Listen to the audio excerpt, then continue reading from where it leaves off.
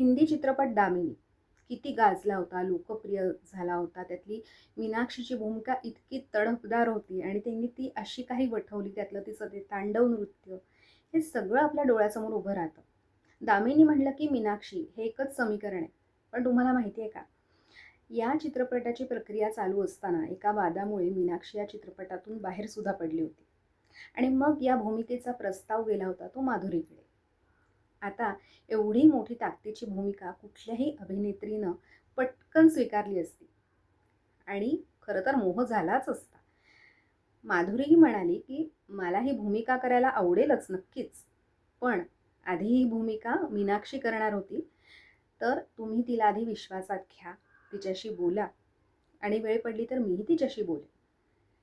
पण मग नंतर काही गोष्टी अशा घडल्या की पुन्हा एकदा ती भूमिका मीनाक्षीनं स्वीकारली. तो चित्रपट पूर्ण झाला, गाजला, तिची भूमिका गाजली. अभिनयाचं, नृत्याचं खूप कौतुकही झालं. पण इथे एक गोष्ट लक्षात घेण्यासारखी आहे. ती म्हणजे माधुरीनं मोहात न पडता, ज्याला इथिक्स म्हणतात, त्याला कुठेतरी त्याचं पारडं तिच्या बाबतीत जड होतं आणि त्याला महत्त्व देऊन तिनं फक्त स्वार्थीपणानं विचार केला नाही. हे जेव्हा आपण वागणं बघतो ना, तेव्हा अशा कलाकाराविषयी आपला आदर नक्कीच दुणावतो. पटतंय ना?